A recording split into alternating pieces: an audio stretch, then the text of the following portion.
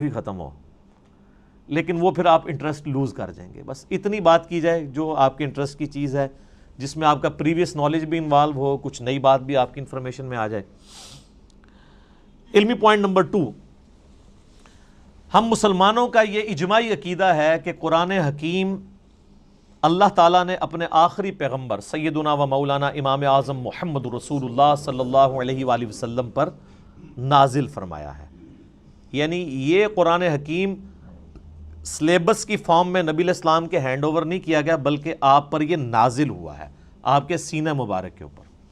اور اس قرآن کی اتھینٹسٹی آپ صلی اللہ علیہ وآلہ وسلم کی مبارک زبان ہے، اسی لیے آپ کے کریکٹر کو منوایا گیا ہے. سورہ یونس کے سٹارٹ میں بھی آیت نمبر 15-16 میں آتا ہے نا کہ اے نبی علیہ السلام ان سے فرماؤ میں اتنا عرصہ تم میں رہا ہوں، کیا تم نے اس سے پہلے کوئی ایسی بات مجھ سے سنی ہے؟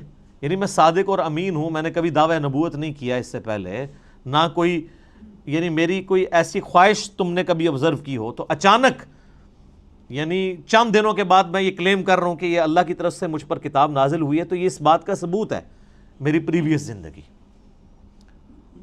تو یہ آپ صلی اللہ علیہ وآلہ وسلم پر نازل ہوئی. اب یہ ٹاپک بھی گھنٹوں کا محتاج ہے اگر صرف اس ٹاپک کو ایڈریس کیا جائے کہ نبی علیہ السلام پر یہ قرآن نازل ہوا، اس قرآن کی اتھینٹسٹی کے حوالے سے، لیکن میں اسے سکپ کرتا ہوں. علمی پوائنٹ نمبر 3، ہم مسلمانوں کا یہ عقیدہ ہے کہ قرآن حکیم باللفظ محفوظ ہے. یہ کتاب بالمفہوم نہیں ہے کہ نبی علیہ السلام نے پڑھ کے سنائی تو صحابہ نے جو سمجھا اس کو سلیس عربی کے اندر اپنے یعنی ذہن کے مطابق لکھ دیا. نہیں، ایک ایک لفظ من و عن ویسا ہی ہے جیسا کہ اللہ تعالیٰ نے نازل فرمایا، کوئی انٹرپریٹیشن نہیں ہے اس کی، بالمفہوم نہیں ہے، باللفظ ہے. اور یہ عقیدہ صرف قرآن کے بارے میں. یہ بعض لوگ کہتے ہیں نہیں ہم حدیث کو بھی قرآن کا درجہ دیتے ہیں. حدیث کے بارے میں اجماعی عقیدہ ہے کہ حدیث بالمفہوم ہے، چند باتیں باللفظ بھی ہیں. جیسے ہم نماز کے اندر جو کچھ پڑھتے ہیں وہ بخاری مسلم میں نبی علیہ السلام کی احادیث ملتی ہیں، آپ نے ان کو تعلیم فرمایا.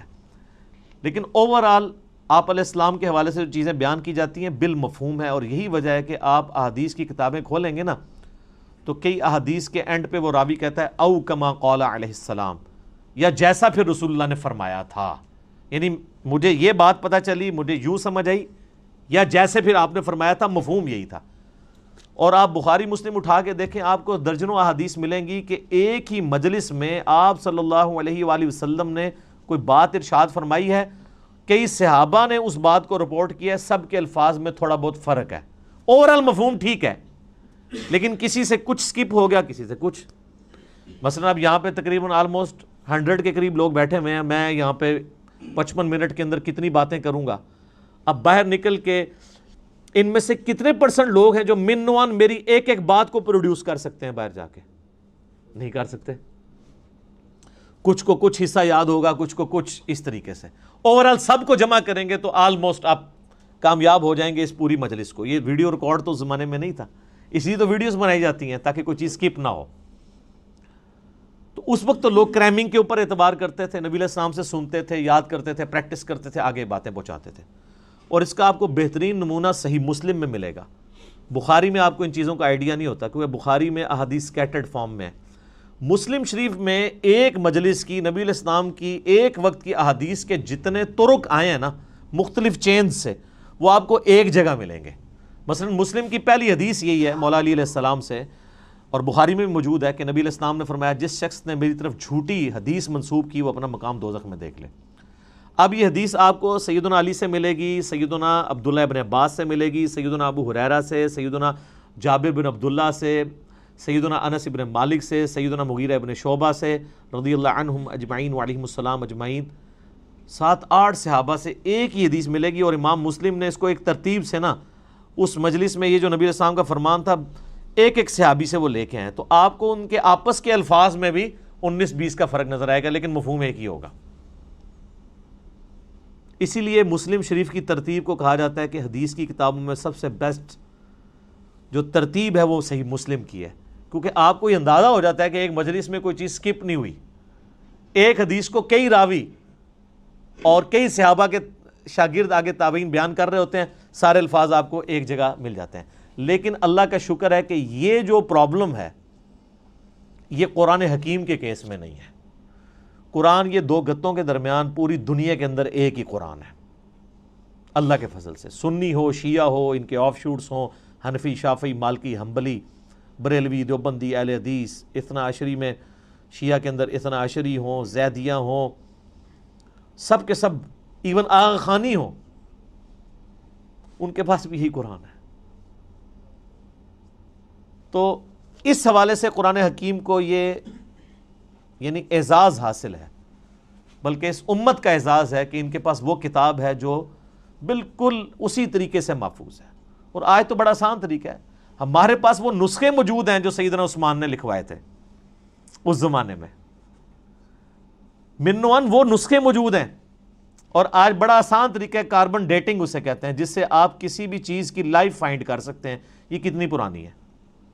آپ کو پتہ ہے پچھلے دنوں برمنگھم کے میوزیم کے اندر ایک قرآن کا نسخہ ملا تھا، اس میں سورہ طٰہٰ کی اور بعض اور آیات یعنی کچھ ان کو صفحات ملے تھے، بھیڑ کی اس کے اوپر کھال کے اوپر لکھے ہوئے، کچھ ہڈیوں کے شانے پہ جس طرح اس زمانے میں لکھے تھے.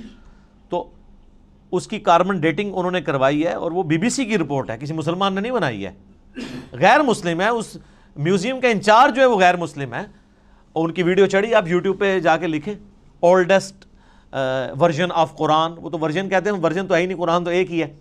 تو وہ آپ کو مل جائے گا، اس کی کاربن ڈیٹنگ کرائی ہے، وہ سیدنا عثمان کے زمانے کا قرآن ہے، اور کوئی فرق نہیں ہے الحمدللہ. اور اللہ نے ایسی حفاظت لی ہے. قرآن حکیم کا ایک نسخہ جو حضرت عثمان تلاوت کر رہے تھے، اور اس نسخے کے اوپر ان کے خون کے قطرے گرے تھے جب ان کو شہید کیا گیا. اور وہ بھی کمال آیات ہیں سورہ البقرہ کی، فَسَيَكْفِيكَهُمُ اللَّهُ، ان کے مقابلے پر اللہ تجھے کافی ہے. ان آیات کے اوپر سیدنا عثمان کا خون گرا تھا. وہ آج بھی خون کا دھبا اور وہ نسخہ محفوظ ہے توپ کاپی میوزیم ٹرکی کے اندر. ایک اسی طرح کا نسخہ جو حضرت عثمان نے لکھوایا تھا وہ رشیا کے میوزیم میں ہے. تو سیم وہی قرآن ہے جو ہمارے پاس ہے، جو تاج کمپنی چھاپ رہی ہے، یا ضیاء القرآن پبلیکیشن والے چھاپ رہے ہیں، یا انٹرنیشنل لیول کے اوپر وہ جو کاتب ہے عثمان طٰہٰ دمشق کا، بلکہ علماء سے معذرت کے ساتھ یہ لفظ دمشق ہے، یہ یعنی بلو بائنڈنگ میں چھپتا ہے سعودیہ سے، اور یہی ریڈ بائنڈنگ میں ایران سے چھپتا ہے. بالکل اندر ایک طرح کا قرآن ہے، اور ہر صفحے پہ آیت ختم ہو رہی ہے. کاتب نے اتنے مہارت سے اس کو لکھا ہے کہ ہر صفحے کے اینڈ آیت کے اوپر ہوتا ہے. یہ وہی قرآن ہے. کاربن ڈیٹنگ سے بھی آپ چیک کر سکتے ہیں کہ باللفظ قرآن حکیم محفوظ ہے. اور پھر اللہ نے اس کو ذریعہ محفوظ کا ہونے کا جو ہے وہ حفاظ کو بنایا ہے. آپ نے کبھی قرآن حکیم کے اینڈ پہ دیکھا ہے اس کی تصدیق کون کرتا ہے؟ 3-4 حفاظ کا لکھا ہوتا ہے، ہم نے اس قرآن کو لفظ بہ لفظ پڑھا ہے، اس میں کوئی غلطی نہیں ہے. تو حافظ کہاں سے پڑھ رہے ہوتے ہیں؟ اپنی یادداشت سے. قرآن اللہ تعالیٰ نے عملی تواتر سے حفاظ کے ذریعے محفوظ کیا ہے. اس وقت دنیا میں لاکھوں میں نہیں ملینز میں لوگ موجود ہیں جن کو یہ کتاب ازبر ہے. کتنا بڑا معجزہ ہے. آپ انڈونیشیا کا مسلمان اٹھائیں، افریقہ کا مسلمان اٹھائیں، رشیا کا مسلمان اٹھائیں، سب کانٹیننٹ کا مسلمان اٹھائیں، کہیں سے شروع کریں، آدھی آیت پڑھیں، اس سے اگلی وہ دوسرا پڑھے گا، ہو ہی نہیں سکتا کوئی اختلاف آ جائے. اور اتنا یہ محکم سسٹم ہے کہ غلطی کر ہی نہیں سکتا. امام کعبہ بھی اگر اپنی تلاوت میں بھولتا ہے نا تو پیچھے سینکڑوں لوگ لقمہ دے دیتے ہیں. اور سر یہ بھی دیکھیں قرآن کا، اس وقت کسی کا احترام نہیں ہوتا کہ آگے کون کھڑا ہوا ہے. قرآن میں اگر کوئی ذرا سی بھی ڈنڈی بات نماز کے اندر لقمہ مل جاتا ہے. یہ قرآن کی اتنی بڑی حفاظت ہے. تو صرف یہ لکھے ہوئے کے اوپر اعتماد نہیں ہے، لکھنا تو ظاہر امپورٹنٹ ہے، کیونکہ الذی علم بالقلم، اللہ نے قلم کے ذریعے قرآن سکھایا ہے، علم سکھایا ہے، اور وہ قرآن بھی نبی علیہ السلام نے اس طریقے سے ٹرانسفر. لیکن یہ زبانی بھی مسلمانوں نے اسے یاد کیا ہے، اور ریٹن فارم میں یہ نسخے موجود ہیں. جب کبھی بھی کوئی ایشو آتا ہے، اب تو خیر آتا ہی نہیں ہے، اتنے اسٹیبلش ہو چکے ہیں، اب تو سافٹ ویئرز بن چکے ہیں، پی ڈی ایفs موجود ہیں. اب تو کوئی کبھی آپ نے دنیا میں سنا ہے کوئی ایشو آیا کہ اس لفظ تھلے زیر ہے یا زبر ہے؟ کبھی